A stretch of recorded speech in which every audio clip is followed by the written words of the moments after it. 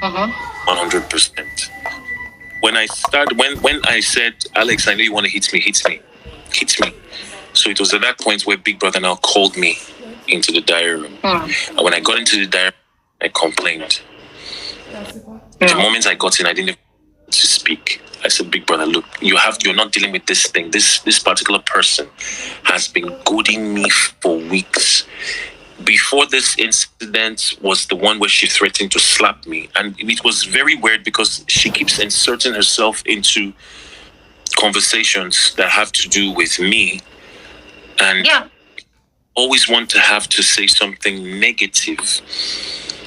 Sure.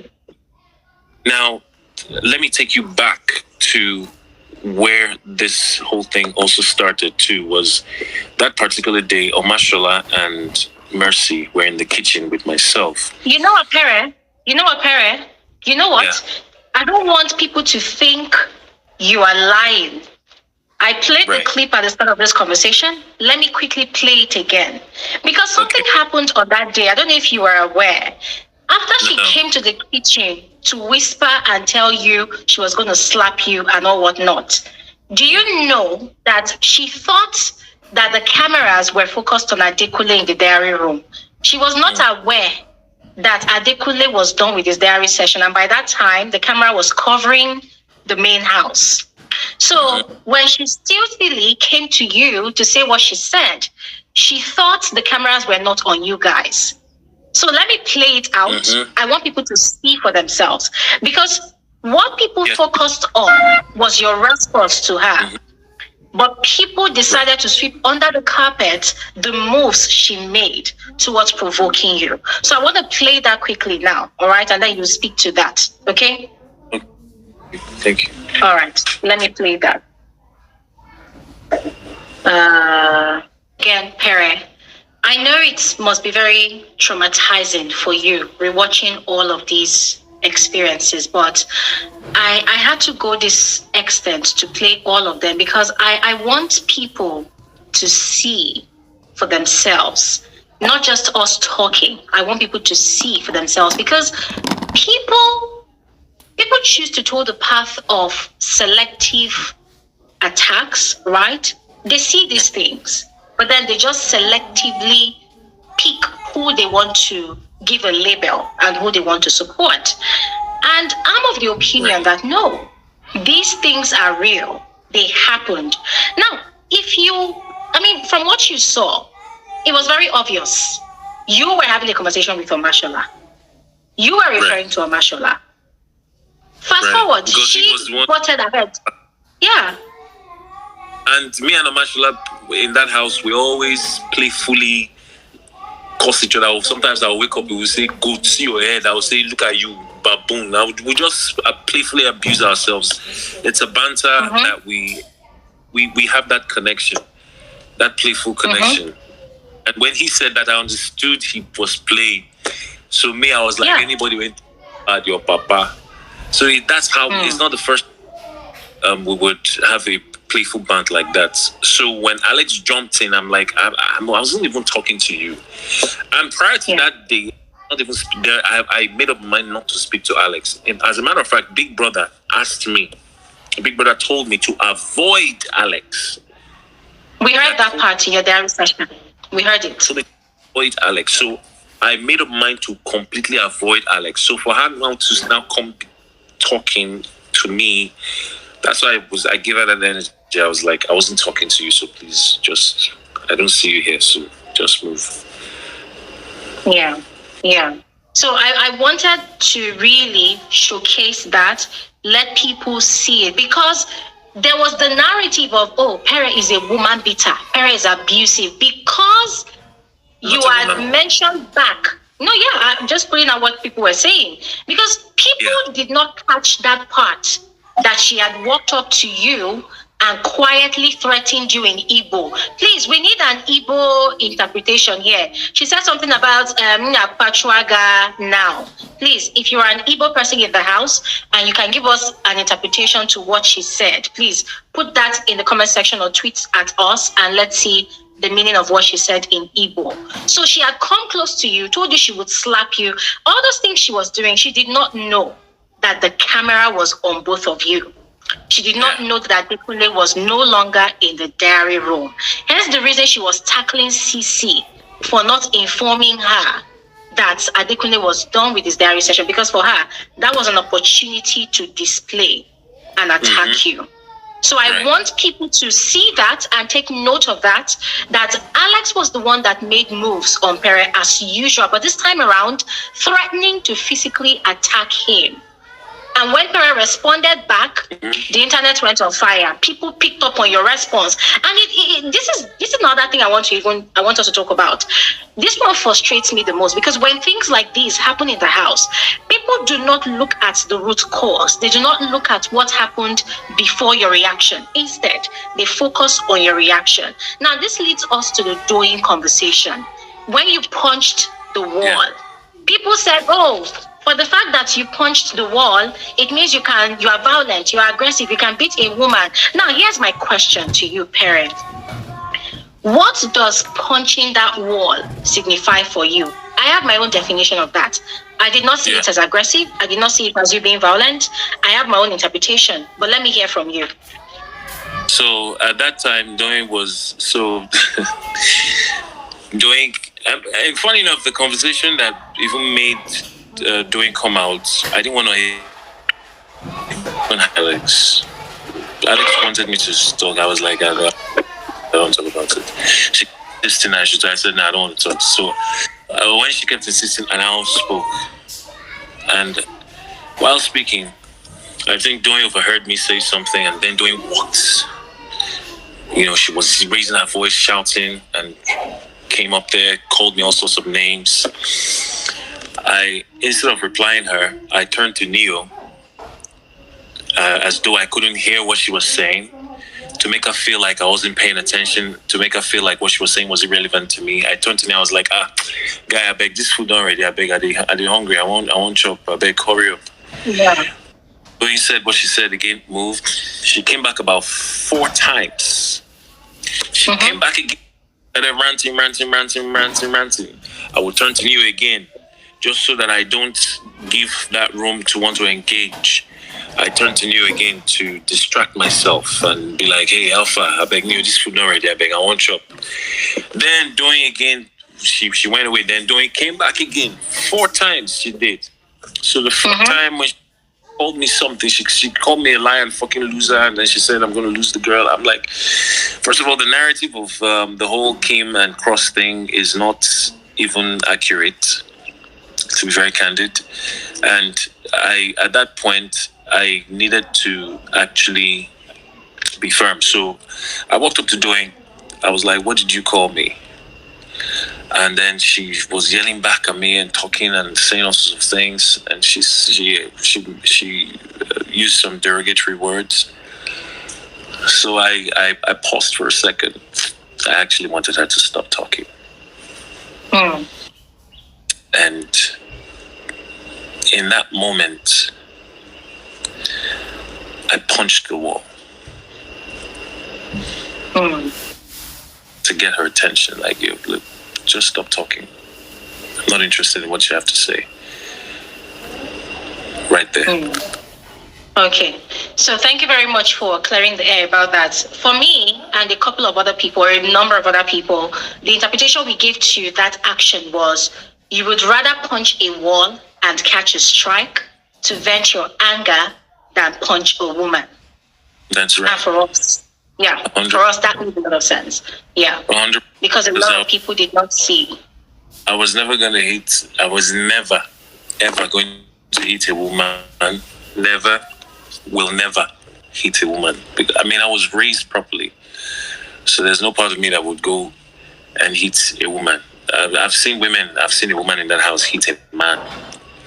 So, I mean, the thing, I thought they said she had a bully, she runs a bully organization or whatnot, anti-bully, but she's the bully. A bully run the campaign. Funny. Yeah. Okay, Pere. Let me quickly round up with you because I know that you have to run now, but let me just quickly wrap up. I wanted you to talk about what it takes to walk away in a confined space like Big Brother's house, briefly, because a lot of people will say that, oh, to prove that you are a man from those two situations, you should have walked away. I don't want to say what my opinion is, but I would love to hear from you. What does it take to walk away? Look, before all those things happened, I'd been enduring so much. And all I wanted was for it to stop. And I had always been politely, playfully saying, nah, you guys stop with this narrative. I don't like this. Stop with this. Stop with that. You guys don't call me this. I don't like this. And they kept on doing that. So what they were doing at that time was they kept pouring water into an empty glass. Glass gets full. They didn't stop pouring water. They kept on pouring water until the glass overflowed. And that overflow was what happened in those two instances. Look, in Big Brother's house,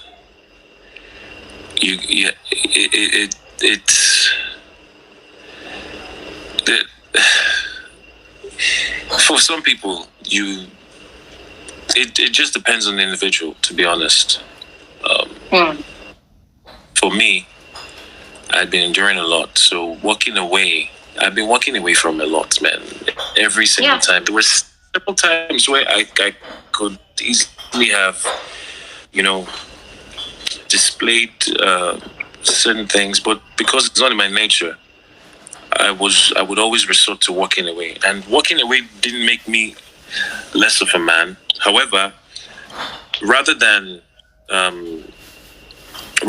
make them stop, they took it for weakness and felt it continue.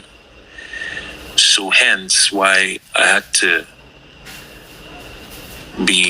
match their aggressive, provocative behavior with the same energy, because there's a law in physics that says to every action there's an equal and opposite reaction.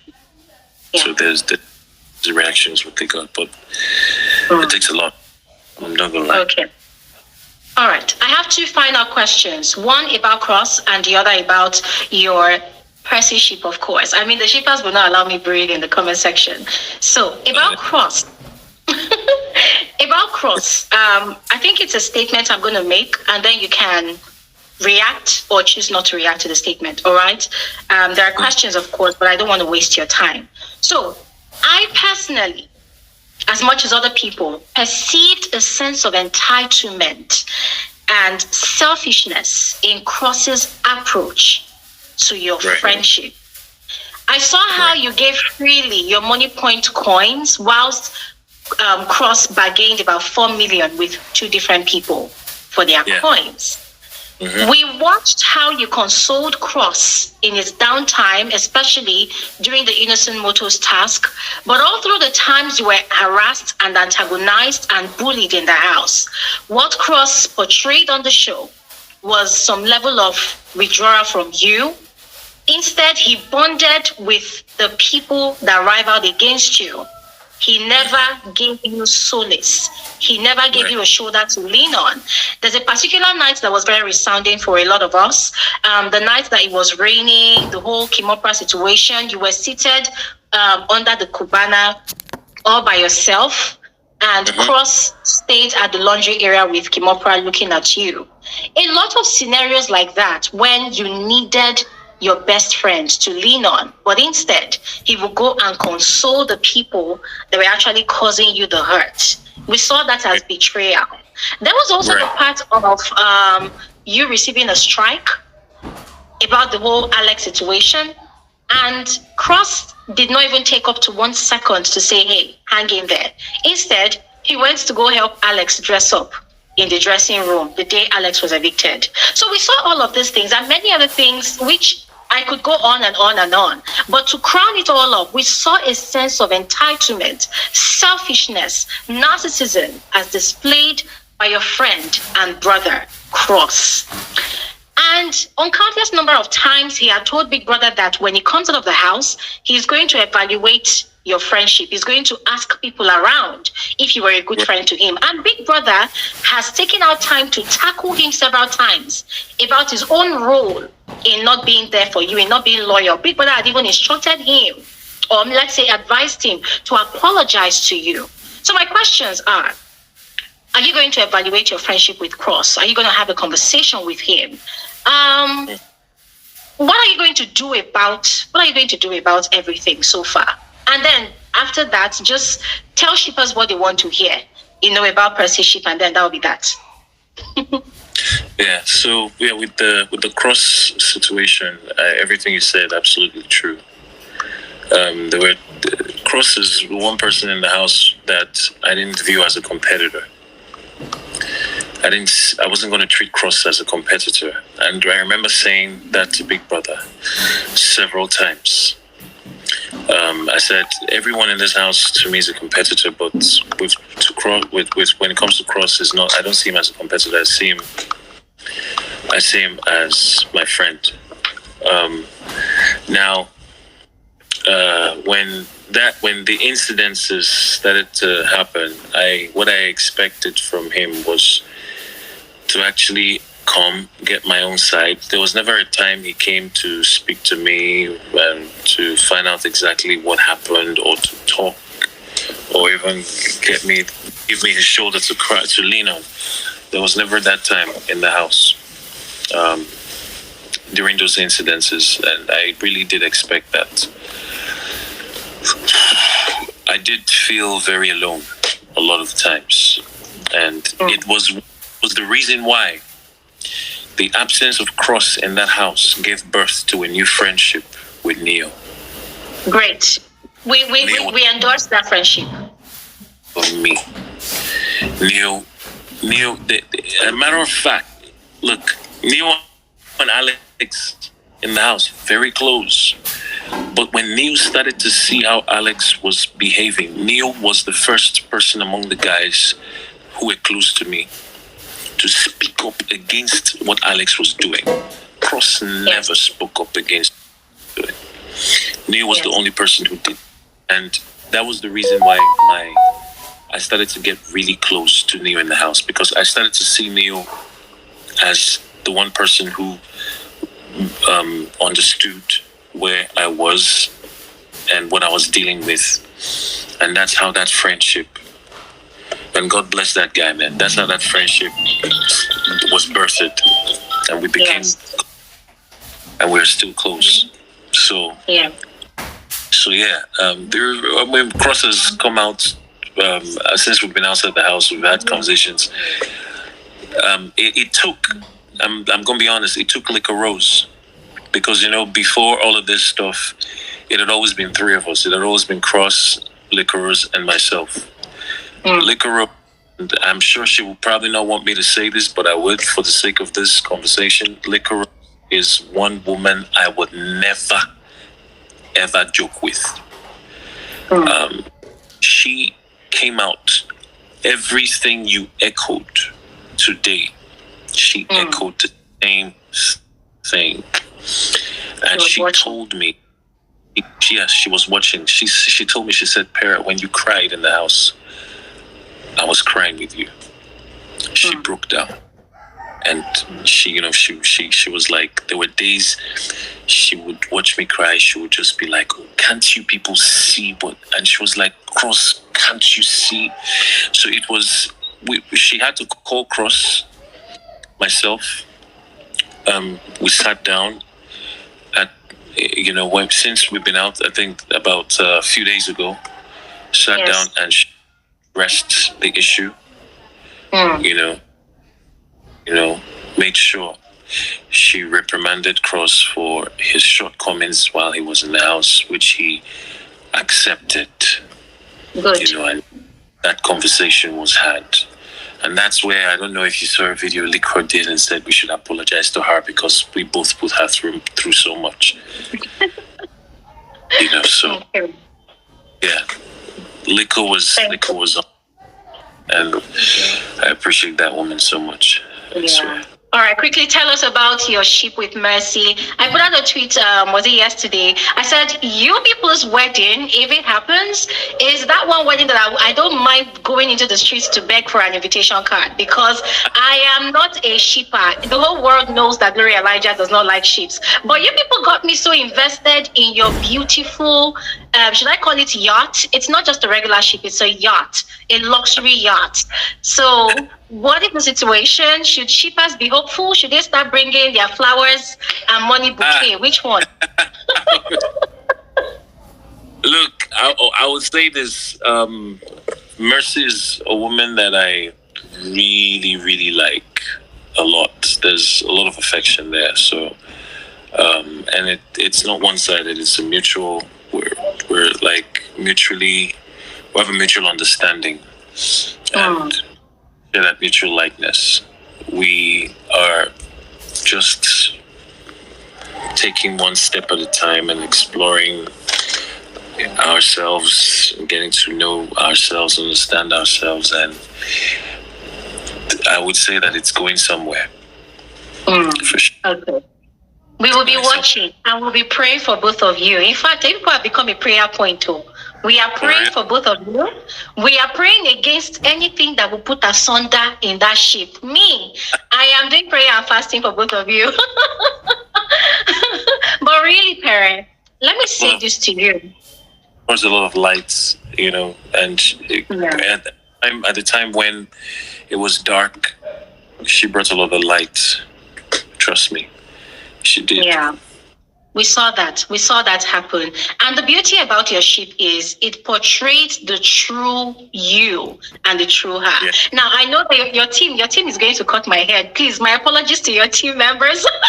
I'm rounding up right now. I am so sorry. I'm so sorry. But Pere, my final words to you, I want to encourage you to stay true to yourself. Right? Do not allow the negative narratives to sway you. When your movie comes out, Pere, please feel free to share the trailer with me, share all details for promotions with me. I do not mind using my platform to push it as well. We are here to support you. Thank you so much for giving us a show. Thank you so much for playing your game right. Thank you for giving us a high standard for a competitor. That is how a game should be played. Thank you so much for being soft. Thank you so much for being gentle. Thank you so much for being an amazing human being. You don't know how much you sold yourself to the world. Let the naysayers say whatever they want to say. But those of us who are woke, who are open-minded, who are objective, we saw the true you and we appreciate the true you. And my prayer for you today is that your life is not cut short by pettiness, by malice, that you live a long life filled with love, that you find more deserving friends, more deserving people that will learn to appreciate you better for what you give, that the energy of loyalty, the energy of friendship, the energy of love and care that you give, that God brings your way people that will reciprocate that energy for you 100 times over, that your cup runs over with joy.